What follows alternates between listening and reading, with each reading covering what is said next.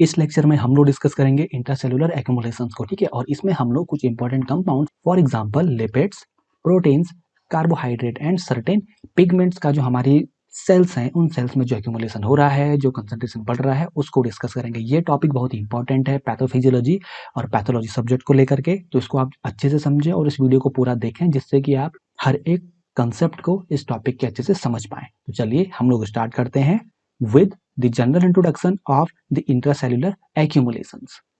Okay जो major reason है intracellular एक्युमुलेशंस का, वो बेसिकली जो मेटाबॉलिक डीरेंजमेंट है हमारी मेटाबॉलिक प्रोसेसेस में, उसकी वजह से जो हमारे फाइनल प्रोडक्ट बनते हैं या जो उनका मेटाबॉलिज्म है वो प्रॉपरली नहीं हो पाता है और अल्टीमेटली कुछ सर्टेन कंपाउंड्स हमारी बॉडी में एक्यूमुलेट होते चले जाते हैं। ओके तो आपको ये ध्यान में रखना है जो मेटाबॉलिक डीरेंजमेंट है या जो हमारी मेटाबॉलिक जो प्रोसेसेस है उन प्रोसेस में किसी भी तरीके की गड़बड़ी या प्रॉब्लम आने की वजह से कुछ कंपाउंड्स हमारी बॉडी में एक्यूमुलेट होते जाते हैं, इकट्ठे होते चले जाते हैं और इस प्रोसेस को ही हम लोग एक्यूमुलेशन बोलते हैं। और ये एक्यूमुलेशन जब हमारी सेल्स के अंदर होता है तो इसको हम लोग इंट्रासेलुलर एक्यूमुलेशन बोलते हैं। इसके अलावा ये जो एक्यूमुलेशन है ये एंडोजीनस एंड एक्सोजीनस दोनों तरीके के मटेरियल का हो सकता है। एंडोजीनस मटेरियल हम लोग उनको बोलते हैं जो कि हमारी बॉडी के खुद के डिराइव्ड कंपाउंड्स है, फॉर एग्जांपल प्रोटीन्स की हम लोग बात कर सकते हैं, कुछ हार्मोन्स की हम लोग बात कर सकते हैं, न्यूरोट्रांसमीटर्स की हम लोग बात कर सकते हैं। इसके अलावा जो एक्सोजीनस कंपाउंड्स हैं बेसिकली इनको हम लोग एक्सटर्नली कंज्यूम करते हैं। एक्सटर्नली मीन्स ओरली अपनी डाइट से जो कंज्यूम कर रहे हैं और उनको मेटाबॉलिज्म करने के लिए या उनके मेटाबॉलिज्म के लिए हमारे पास सर्टेन एंजाइम प्रेजेंट नहीं होंगे,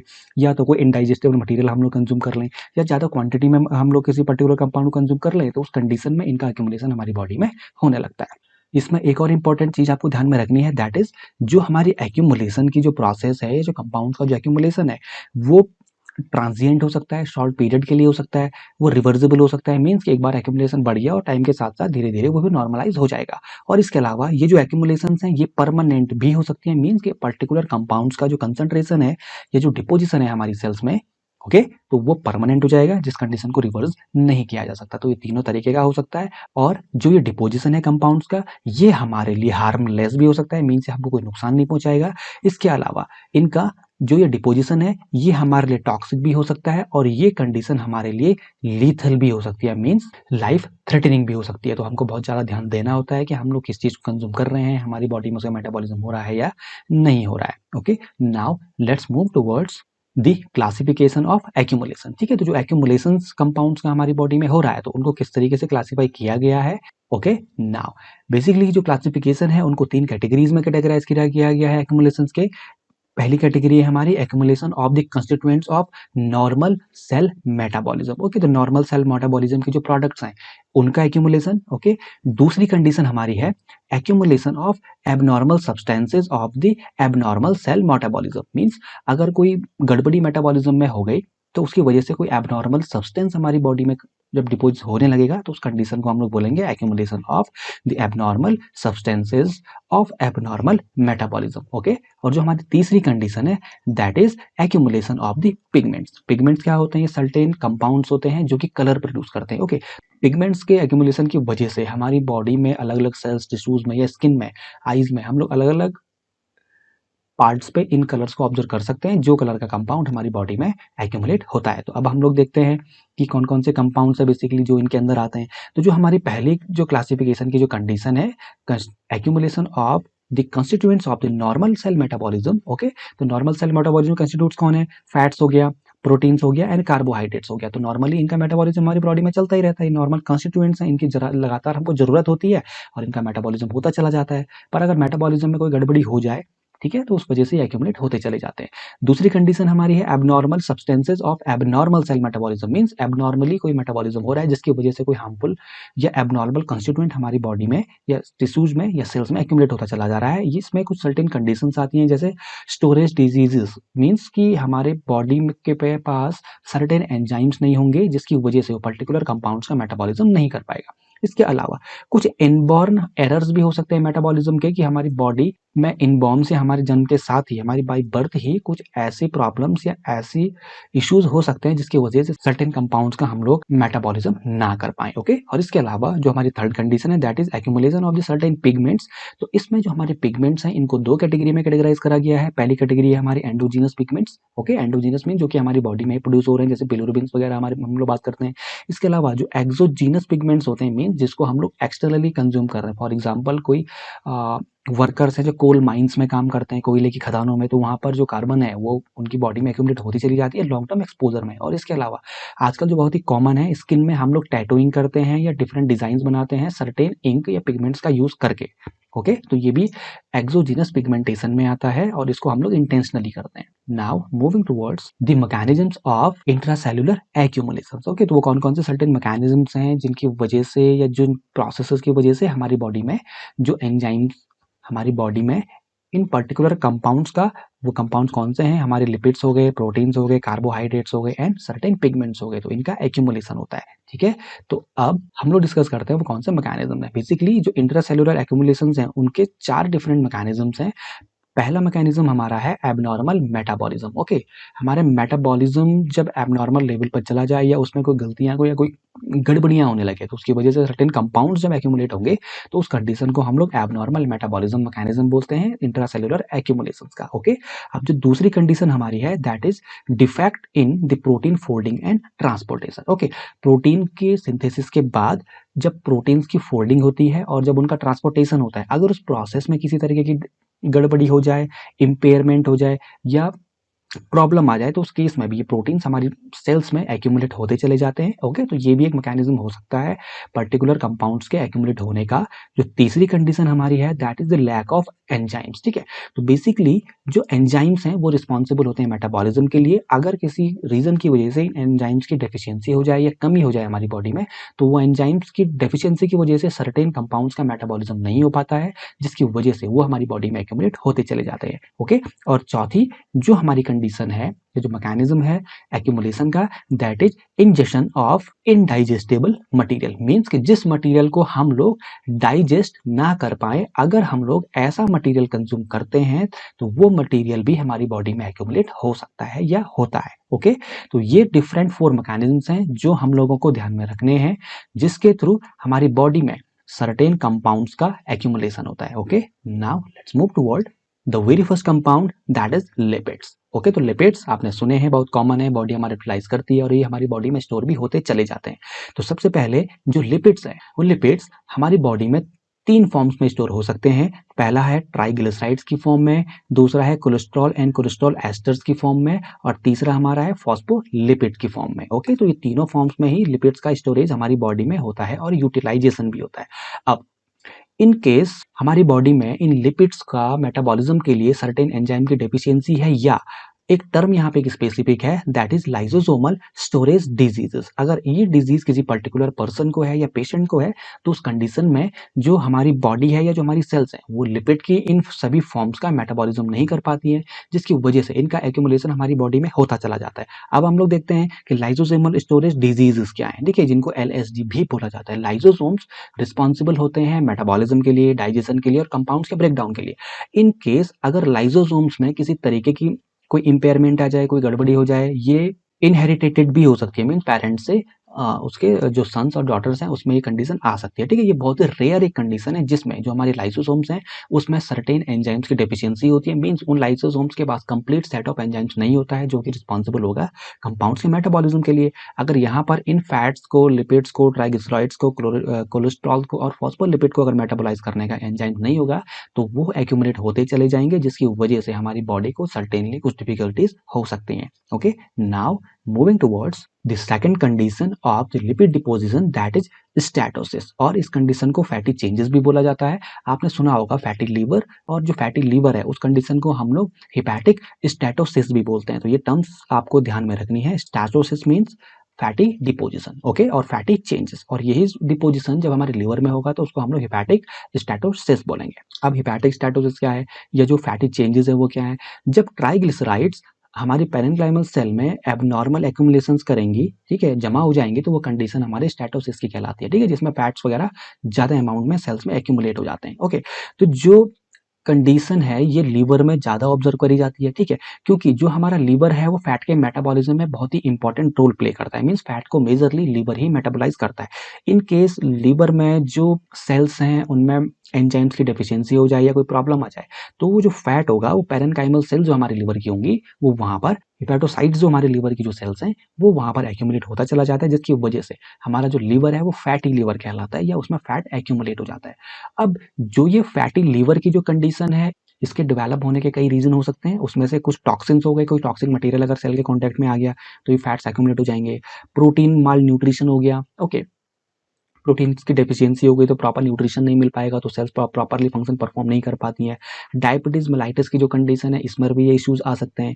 ओबेसिटी जो है उसमें भी ऐसा हो सकता है, और जो एनॉक्सिया है, जो एब्सेंस ऑफ ऑक्सीजन है, जो प्रॉपर ऑक्सीजन की सप्लाई जब नहीं होगी तो उस कंडीशन में भी ये फैट्स हमारी बॉडी में एक्यूमुलेट हो सकते हैं। और आपको एक और चीज यहाँ पे ध्यान में रखनी है, जो ये स्टैटोसिस की या जो फैटी लिवर की जो कंडीशन है ये रिवर्सिबल होती है इनिशियली, ठीक है।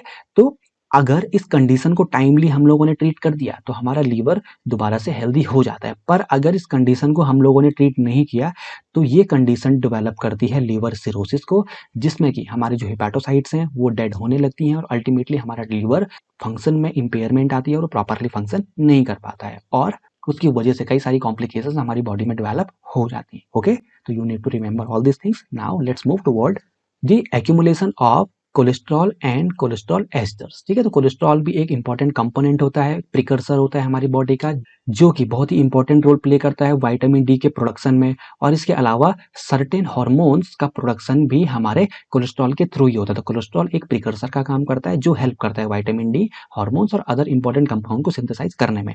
पर अगर कोलेस्ट्रॉल का जो मेटाबॉलिज्म है वो प्रॉपरली ना हो पाए, जो एक्सेसिव अमाउंट है उसका डिग्रेडेशन अगर नहीं हो पाया, तो वो कंडीशन की वजह से एक्सेसिव अमाउंट में कोलेस्ट्रॉल हमारी बॉडी में जमा हो जाता है, जिसकी वजह से काफी सारी कॉम्प्लिकेशंस डेवलप हो सकते हैं। तो इसमें जो पहली हमारी कंडीशन है दैट इज एथेरोस्क्लेरोसिस। ठीक है, तो एथेरोस्क्लेरोसिस इज बेसिकली जो हमारी आर्टरीज है, जो हमारी ब्लड वेसल्स हैं, उनमें जब कोलेस्ट्रॉल एक्यूमुलेट होता चला जाए और उनकी नैरोइंग होती चली जाए। इस फिगर में आप देख सकते हैं यहाँ पे कोलेस्ट्रॉल एक्यूमुलेट हो रहा है और जो पैसेज है हमारे आर्टरीज का वो नैरो होता चला जा रहा है। तो ये कंडीशन हमारी एथेरोस्क्लेरोसिस कहलाती है। ओके, इसमें प्लक फॉर्मेशन होता है हमारी ब्लड वेसल्स में। जो दूसरी कंडीशन हमारी है इसको हम लोग कहते हैं ज़ैंथोमास। बेसिकली ज़ैंथोमास में क्या है, जो फैट या जो कोलेस्ट्रॉल है तो वो हमारी जो मैक्रोफेजेस होती हैं वो मैक्रोफेजेस फैट को कंज्यूम करती चली जाती हैं। ओके, और अल्टीमेटली उनके अंदर जो कोलेस्ट्रॉल है वो डिपॉजिट होता चला जाता है, और हमारी स्किन में जो माइक्रोफेजेस हैं जब ज्यादा अमाउंट में उनमें कोलेस्ट्रॉल एक्यूमुलेट हो जाएगा तो उसको एक्सटर्नली भी हम लोग ऑब्जर्व कर सकते हैं, जैसे इस फिगर में यहाँ पर आप ऑब्जर्व कर रहे हैं। ओके, तो ये भी बहुत ही एक हार्मफुल कंडीशन हमारे लिए है। और जो थर्ड कंडीशन हमारी है दैट इज कोलेस्ट्रोलोसिस। ठीक है, तो कोलेस्ट्रोलोसिस इज बेसिकली एक ऐसी कंडीशन है जब जो मैक्रोफेजेस हैं, इन मैक्रोफेजेस में जब कोलेस्ट्रॉल हमारा जमा हो जाएगा और वो जो मैक्रोफेजेस हैं हमारी जो गॉल ब्लैडर की जो लैमेला प्रोप्रिया है वहां पर एक्यूमुलेट होता चला जाए। ओके, तो ये सभी कंडीशंस आपको ध्यान में रखनी है कोलेस्ट्रॉल के एबनॉर्मल एक्यूमुलेशन की वजह से जो डेवलप होती है। Now moving towards the second important compound that accumulates in our body, और ये बहुत ही इंपॉर्टेंट रोल भी प्ले करता है हमारी बॉडी की नॉर्मल फिजियोलॉजी में, दैट इज प्रोटीन्स। ओके, तो प्रोटीन बहुत ही इंपॉर्टेंट रोल प्ले करते हैं, एक्सटर्नली भी हम लोग कंज्यूम कर रहे हैं, उसके अलावा हमारी बॉडी में भी इनका प्रोडक्शन होता है। ठीक है, जो अल्टीमेटली नॉर्मल फिजियोलॉजी को हमारी बॉडी के मेंटेन करता है। ठीक है, तो जो प्रोटीन्स हैं, प्रोटीन्स का जो एक्यूमुलेशन है वो प्राइमरीली जो प्रॉक्सिमल कन्वोल्यूटेड ट्यूब्यूल होती है हमारी किडनीज में, जो नेफ्रॉन्स होते हैं वहां पर, और इसके अलावा जो हमारी प्लाज्मा सेल्स हैं हमारे सर्कुलेशन में उनमें आमतौर पर इस एक्यूमुलेशन को ऑब्जर्व किया जाता है। ओके, इसके अलावा आपने शायद एक टर्म सुनी होगी दैट इज रसल बॉडीज। ठीक है, तो रसल बॉडीज ऐसी हमारी सेल्स होती हैं या ऐसी हमारी प्लाज्मा सेल्स होती हैं जिसमें एक्सेसिव अमाउंट में इम्यूनोग्लोबुलिन जो प्रोटीन है उसका सिंथेसिस होने लगता है और वो वहां पर एक्यूमुलेट होता चला जाता है। ठीक है, नाउ अगर एक्सेसिव अमाउंट में प्रोटीन्स हमारी किडनी की तरफ जाएंगे, ओके, किडनी की सेल्स में एक्यूमुलेट होंगे तो अल्टीमेटली उसका फिल्ट्रेशन होने लगता है और वो ग्लोमेरुलस को पास करके ग्लोमेरुलर फिल्ट्रेट में चला जाता है। ओके, और जो मेन प्रोटीन इन्वॉल्व होता है हमारा एक्यूमुलेशन में दैट इज एल्बुमिन। ठीक है, तो एल्बुमिन एक इंपॉर्टेंट प्रोटीन है हमारी बॉडी का जो कि ट्रांसपोर्टेशन करता है सर्टेन कंपाउंड्स का। ओके, तो ये हमको ध्यान में रखना है। इसके अलावा कुछ प्रोटीन्स हमारे पिनोसाइटोसिस के प्रोसेस के थ्रू रीएब्जॉर्ब हो जाते हैं हमारी बॉडी में और हमारी प्रॉक्सिमल कन्वोल्यूटेड ट्यूब्यूल्स में। ठीक है, तो ये कंडीशन हम लोगों को ध्यान में रखनी है जिसकी वजह से मेजर प्रॉब्लम डेवलप हो सकती है हमारी किडनीज में। और किडनीज हमारे बहुत ही वाइटल ऑर्गन्स हैं, अगर इनमें किसी भी तरीके की कोई प्रॉब्लम्स डेवलप होती हैं तो अल्टीमेटली हमारी पूरी बॉडी को सफर करना पड़ता है। Okay, now moving towards the accumulation of carbohydrates और ग्लाइकोजन। ओके, तो जो कार्बोहाइड्रेट हैं वो हमारी बॉडी में ग्लाइकोजन की फॉर्म में स्टोर होते हैं। इन केस कोई एबनॉर्मल मेटाबॉलिक प्रोसेस है तो उसकी वजह से इनका स्टोरेज हमारी बॉडी में बढ़ता चला जाता है, इनका पेनिट्रेशन हमारी बॉडी के डिफरेंट डिफरेंट सेल्स और टिश्यूज में बढ़ता चला जाता है। ओके, अब देखते हैं हम लोग कि किस तरीके से ऐसा सब कुछ होता है। नाउ जो हमारा जो ग्लाइकोजन मेटाबॉलिज्म है उसको दो बेसिक कैटेगरीज में कैटेगराइज करा गया है। The very first is glycogen infiltration and the second one is glycogen storage diseases. Okay, तो now let's discuss them one by one.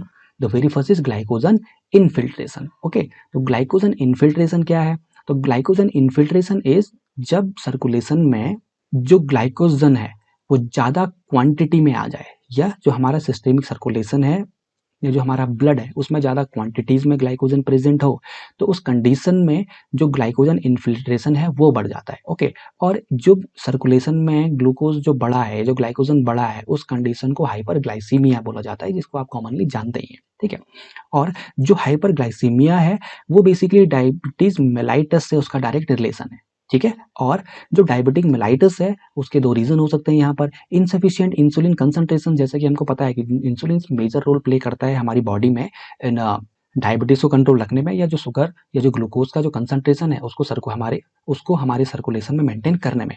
इसके अलावा जो टिश्यूज की जो इंसेंसिटिविटी है इंसुलिन को लेकर के, उसकी वजह से भी जो है ये कंडीशन डेवलप हो सकती है, जिसमें कि सर्कुलेशन में ग्लूकोज बढ़ जाएगा। ओके, और अल्टीमेटली उसकी वजह से हमारा ग्लाइकोजन इन्फिल्ट्रेशन होने लगेगा।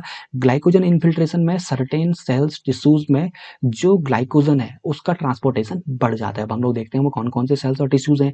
जो हमारी डिस्टल पोर्शन है प्रॉक्सिमल कन्वोल्यूटेड ट्यूब्यूल का, वहां पर ये एक्यूमुलेशन बढ़ जाता है। इसके अलावा जो लूप ऑफ हेनले है हमारी किडनीज में, वहां पर ये एक्यूमुलेशन बढ़ जाता है। जो हमारी ल्यूकोसाइट्स होती हैं जो कि इन्फ्लेम्ड और नेक्रोटिक टिश्यूज के आसपास होती हैं, तो उनमें भी ये ग्लूकोज का कंसंट्रेशन बढ़ जाता है।